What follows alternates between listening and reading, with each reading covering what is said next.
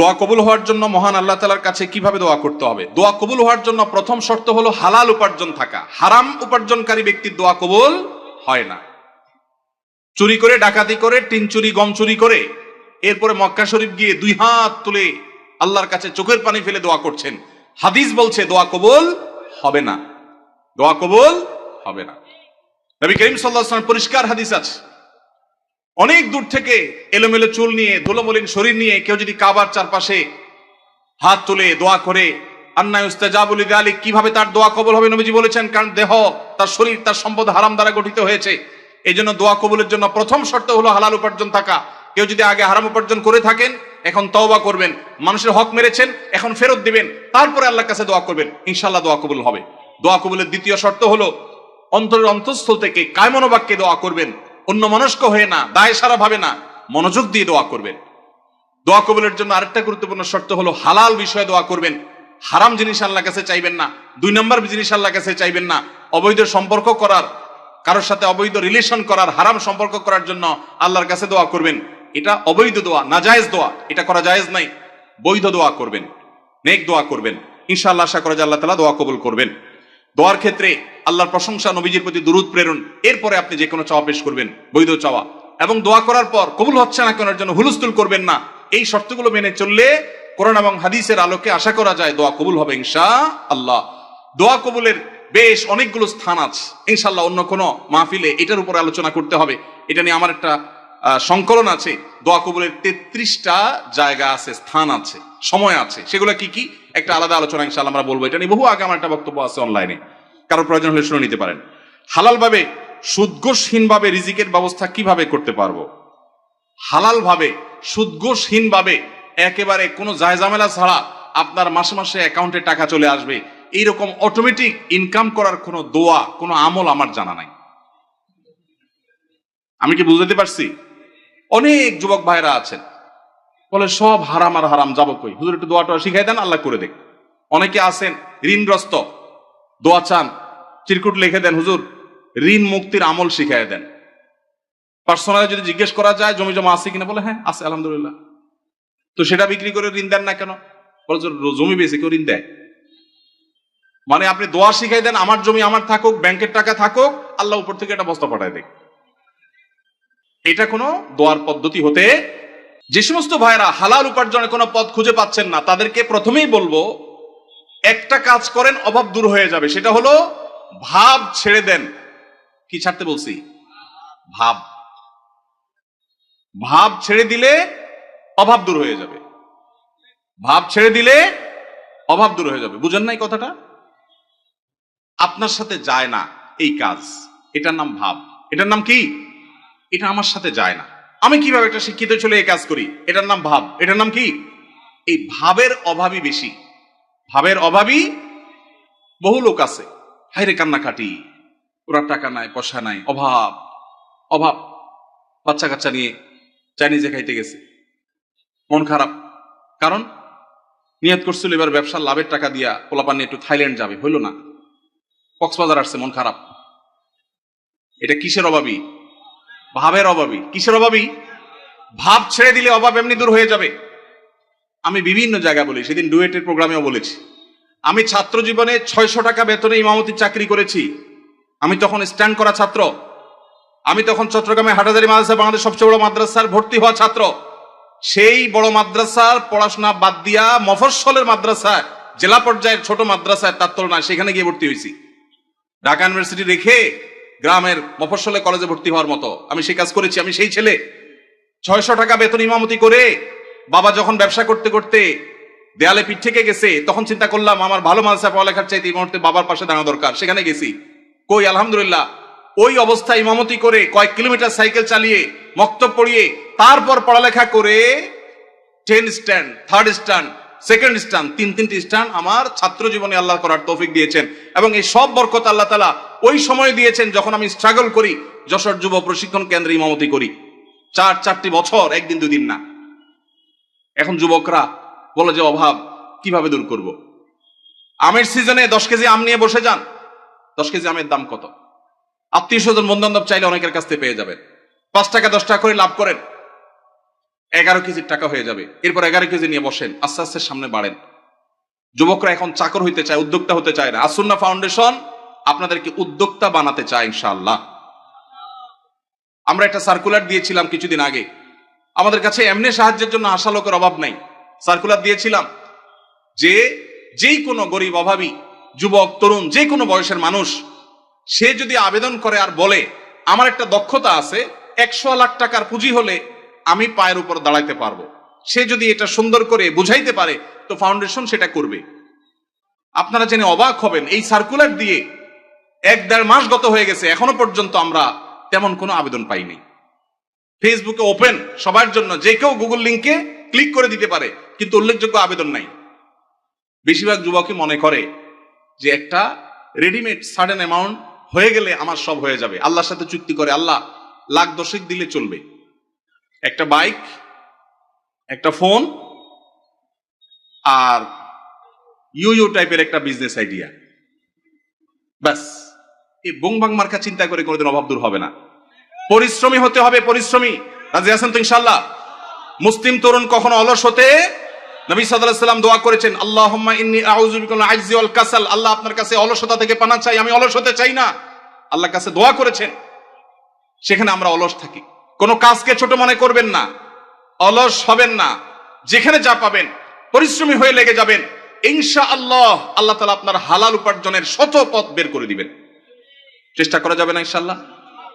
দুইটা জিনিস বলেছি, কোন কাজকে ছোট মনে করা যাবে। আমি যত বড় মানুষ হই, ছোট কাজ করতে অসুবিধা কি? আমি একটা ব্যবসা করার প্ল্যান অনেকদিন থেকে করছি। আলহামদুলিল্লাহ, আমি 10 বছর সৌদি আরবে প্রবাসে ছিলাম। আল্লাহ তাআলা অনেক বরকত সেখান থেকে দিয়েছেন। সেটা দিয়ে আল্লাহ তাআলা ছোট ছোট 2টি ফ্ল্যাট করার তৌফিক দিয়েছেন। 10 বছর চাকরি শেষে সৌদি আরবে এতগুলো টাকা একসাথে পাওয়া যায়, ওই যে ভাই জানেন, এই সবগুলো টাকা দিয়ে আল্লাহ তাআলা যে ছোট ছোট 2টি জায়গা দিয়েছেন, তার ভাড়ার টাকা আসে, আমার ডাল ভাত খেয়ে বাঁচা যায়। তারপর আমি ব্যবসা করতে চাই, কারণ আমি চাই যে আমার ভাইয়েরা, আমার দিনী ভাইয়েরা, তারা শিখুক যে পরিশ্রম করতে হয় হালাল উপার্জনের জন্য, অন্যের উপার্জনের পথ যেন খোলে সেজন্য চেষ্টা করতে হয়। এই জন্য সুদ ঘুষ ছাড়া, হারাম ছাড়া উপার্জনের পথের জন্য কায়িক পরিশ্রম শুরু করে দেন, চেষ্টা করা শুরু করে দেন। আসুন্নাহ ফাউন্ডেশন স্কিল ডেভেলপমেন্ট ইনস্টিটিউটে বেকার তরুণদেরকে প্রশিক্ষণ দেয়। প্রশিক্ষণের পর কাউকে পুঁজি দিয়ে ব্যবসা দেওয়া, কাউকে চাকরি দেওয়া, কাউকে বিদেশে চাকরির সন্ধান করে দেওয়া, এই কাজটা আসুন্নাহ ফাউন্ডেশন করছে, শত শত যুবকের জন্য করছে। ওপেন ফর অল, সামনে রমাদান উপলক্ষে স্মল বিজনেস ম্যানেজমেন্টের কোর্সের জন্য আবেদন করা হচ্ছে। দেশের যে কোনো জায়গা থেকে যে কেউ আবেদন করতে পারবে, আমাদের ফেসবুক পেজ দেখলে পাবেন। আল্লাহ তাআলা আমাদের ভাইদের হালাল উপার্জনের পথ উন্মুক্ত করে দিন, বলুন আমিন। বোনের হক আদায় করা গুরুত্বপূর্ণ কাজ, কিন্তু যদি এমন হয় যে 2 ভাইয়ের মধ্যে একজন বোনের হক দিতে আগ্রহী, অপরজন দিতে রাজি নন, এক্ষেত্রে যিনি দিতে চান তিনি যে দিতে পারছেন না, তার জন্য গুনাহ হবে কিনা? ভাইরা আমার, এই প্রশ্ন অনেকের। অনেক পরিবারে একজন ভাই আল্লাহ ভীরু, তিনি বোনের হক দিতে চান, আল্লাহর ভয় আছে, কিন্তু বাকি ভাইরা দিতে চান না। কি করবেন? উত্তর হলো, যে ভাই দিতে চান তিনি বাবার সম্পদ থেকে, ধরা যাক 2 ভাই আছেন, 1 বোন আছেন, ওই 1 বোনকে দিবেন বলে এক ভাই রাজি না, আরেক ভাই রাজি। যিনি রাজি, বাবার সম্পদ থেকে 50% করে 2 ভাই ভাগ করে নিয়েছেন। যদি এমন হয়, তো যেই ভাই দিতে রাজি তিনি তার 50%-এর মধ্যে বোনের হক কতটুকু, কোন আলেমের কাছ থেকে জিজ্ঞেস করে যে আমার ভাগে কতটুকু আসছে, ততটুকু তিনি দিয়ে দিবেন। অপর ভাই যে তার ভাগের অংশটা দেন নাই, এর জন্য তিনি আল্লাহর কাছে বুঝবেন। এখন যদি আপনি মনে করেন এক ভাই যদি দিতে চাচ্ছেন, আমি কি করব? আপনার করার আছে, আপনার অংশ থেকে আপনি আপনারটুকু দিয়ে দিবেন, ইনশাআল্লাহ আল্লাহর কাছে আপনি দায়মুক্ত হয়ে যাবেন। কেউ মারা গেলে বা ধর্মীয় পরিচয় দিতে গেলে বলা হয় তিনি সম্ভ্রান্ত মুসলিম পরিবারে জন্মগ্রহণ করেছেন। আমার জানার বিষয় হলো, সম্ভ্রান্ত পরিবার বলতে কি বোঝানো হয়? ভাইরা আমার, খুবই প্রয়োজনীয় একটি প্রশ্ন। বহু আগে আমি, আমার ফেসবুক আইডি ছিল একটা, আইডিটা ডিঅ্যাক্টিভ হয়ে গেছে, নাই এখন আর, সেখানে আমি এই বিষয়ে একটা ছোট্ট স্ট্যাটাস লিখেছিলাম, অন্তত 10 বছর আগে হয়তোবা। এটা খুবই গুরুত্বপূর্ণ বিষয়। আপনারা প্রায় শুনবেন কোন নেতা, কোন পয়সাওয়ালা বা যে কোনো মানুষ মারা যাওয়ার পর তার ব্যাপারে কোনো নিউজ করা হলে বা কোথাও লেখা হলে, এমনকি পরিচয় দিতে গেলে, ধর্মীয় পরিচয় দিতে গেলে বলা হয় তিনি অমুকের ছেলে অমুক, তিনি অমুক গ্রামের একটি সম্ভ্রান্ত মুসলিম পরিবারে জন্মগ্রহণ করিয়াছেন। আপনারা পড়ছেন না, পড়েন না এরকম লেখা? এই যে সম্ভ্রান্ত মুসলিম পরিবার বলা হয়, এটা আমার একান্ত ব্যক্তিগত দৃষ্টিভঙ্গি। এটা আমি মনে করি খুবই গর্হিত একটা শব্দ। এমনি সম্ভ্রান্ত শব্দ, এই শব্দ নিয়ে ভিন্ন আলাপ আছে, আমি সেদিকে যাচ্ছি না, শব্দ বিশ্লেষণে যাচ্ছি না। সম্ভ্রান্তে বলতে বোঝানো হয় আশরাফ, অভিজাত, কুলীন, তারপরে আশরাফ মানে খুব বেশি সম্মানীয়। এই যে বংশ এবং পরিবারের মধ্যে কুলীন আর অকুলীন, এই ভেদাভেদ কাদের মধ্যে আছে? হিন্দু ভাইদের মধ্যে আছে, ঠিক না? ঠিক। হিন্দুদের মধ্যে জাতের ব্যবধান আছে না নাই? হিন্দুদের মধ্যে সব জাতের মানুষ কি সমান? তাদের মধ্যে সম্ভ্রান্ত জাত আছে, আবার একেবারে অসম্ভ্রান্ত জাত আছে। মুসলমানদের মধ্যে কিরকম সম্ভ্রান্ত অসম্ভ্রান্ত বলতে কোনো ভেদাভেদ আছে? আল্লাহ বলেছেন পরিষ্কার ভাবে, এই আল্লাহ তাআলা এই পরিবারের পরিচয় সম্পর্কে বলেছেন, ইন্না খালাকনাকুম শুউবান ওয়া কাবাইলা, বিভিন্ন গোত্রে বিভিন্ন পরিবারে তোমাদের সৃষ্টি করেছি, লিতাআরাফু, পরিচয়ের সুবিধার্থে, চেনার সুবিধার্থে। ইন্না আকরামাকুম ইনদাল্লাহি আতকাকুম, তোমাদের মধ্যে সবচেয়ে বেশি মর্যাদাবান সে যার ভিতরে তাকওয়া সবচেয়ে বেশি। পারিবারিক পরিচয়, বংশগত পরিচয়ের ভিত্তিতে কখনো মর্যাদার তারতম্য হবে না। অতএব সম্ভ্রান্ত আর অসম্ভ্রান্ত মুসলমানদের মধ্যে এই ধারণাটাই হলো হিন্দু থেকে আসছে, এবং একটি ভুল, একটা অপসংস্কৃতি, এটা আমাদের দূর করতে হবে এবং ত্যাগ করতে হবে ইনশাআল্লাহ। ইমাম সাহেবের পূর্বে মুক্তাদি সালাম ফিরালে নামাজ হবে কিনা? এটা অনেকের হয়, হয় না? হয় না? যাদের একটু তাড়াহুড়ার রোগ আছে, ইমাম সাহেব একটু কাশি দিতে গেলে মনে করে সালাম দিছে, সালাম ফিরে ফেলে, হয় কি হয় না? কিছু লোক আছে দেখবেন ট্রেনের মধ্যে একটু তাড়াতাড়ি যাওয়া দরকার, তো এদিকে জোর করে বগির মাথা মাথা হাঁটে, কেন? তার তাড়াতাড়ি যাওয়া দরকার। সে বেশি জোরে হাঁটলে কি ট্রেন তাড়াতাড়ি চলবে? আগে পৌঁছাবে, কিন্তু সে চেষ্টা করে। তো আপনি যতই হুলস্থুল করেন, ইমামের আগে তো নামাজ শেষ করতে পারবেন না। তো এই জন্য ইমামের আগে কোনো কাজ করা এটা ভুল। নবী সাল্লাল্লাহু আলাইহি ওয়াসাল্লাম বলেছেন, ইন্নামা জুইলাল ইমামু লিউতাম্মা বি, ইমাম দেয়া হয়েছে তাকে অনুসরণ করবার জন্য। ইমাম যখন রুকুতে যায় তারপরে রুকুতে যাবা, যখন সিজদা যায় তারপরে সিজদা দিবে, যখন সালাম ফেলে তারপরে সালাম দিবে, এ হলো নবী সাল্লাল্লাহু আলাইহি ওয়াসাল্লামের নির্দেশ। অতএব ইমাম সালাম ফেরানোর আগে সালাম ফিরানো যাবে না। যদি কেউ ইমাম সালাম ফেরানোর আগে সালাম ফিরিয়ে ফেলেন, তাহলে হানাফি মাযহাবের ওলামাদের মতে নামাজ হয়ে যাবে, কিন্তু এরকম করাটা মাকরুহ। আর অন্য অনেক ইমামদের মতে নামাজই হবে না, কারণ ইমামের আনুগত্য করা ওয়াজিব। যেহেতু আমাদের এদেশে বেশিরভাগ মানুষই হানাফি ফিক ফলো করেন, হানাফি ফিক হানাফি মাযহাব অনুযায়ী এটা মাকরুহ তাহরিমি, এটা করা উচিত না। কখনো যদি ভুলে হয়ে গেছে তাহলে সেটা মাকরুহ হবে না, সেটা মাফ। এটা অবশ্য সবার মতে, ভুলে হয়ে গেলে গুনাহ হবে না, নামাজ হয়ে যাবে ইনশাআল্লাহ তাআলা। তাহলে হানাফি মাযহাব ওলামাদের মতে নামাজ হয়ে যাবে, কিন্তু কাজটা অনুচিত। আর যদি একান্ত অসতর্কতাবশত হয়ে যায় তাহলে সেটা মাফ, কোনো অসুবিধা নেই, নামাজ তো সর্বাবস্থায় হবে। রবিবারে বাঁশ কাটা অমঙ্গল, এই কথার কোনো ভিত্তি আছে কিনা? এটা কুসংস্কারের জন্য কথা ভাই। ছেলে মেয়ে পালিয়ে বিয়ে করলে তাদের বিয়েতে সাক্ষী হওয়া জায়েজ আছে কিনা? পালায় বিয়ে করবে কেন? পালায় এত মানুষ চুরি করে, অথবা চুরি করার পরে পালায় যায়, ঠিক না? ঠিক। হয় পালায় চুরি করে, আর নাহলে চুরির পরে ধরা পড়লে পালায় যায়। বিয়েকে ভালো কাজ না খারাপ কাজ? এই ভালো কাজটা পলায় কেন করবে? বাবা মাকে জানায় করতে হবে।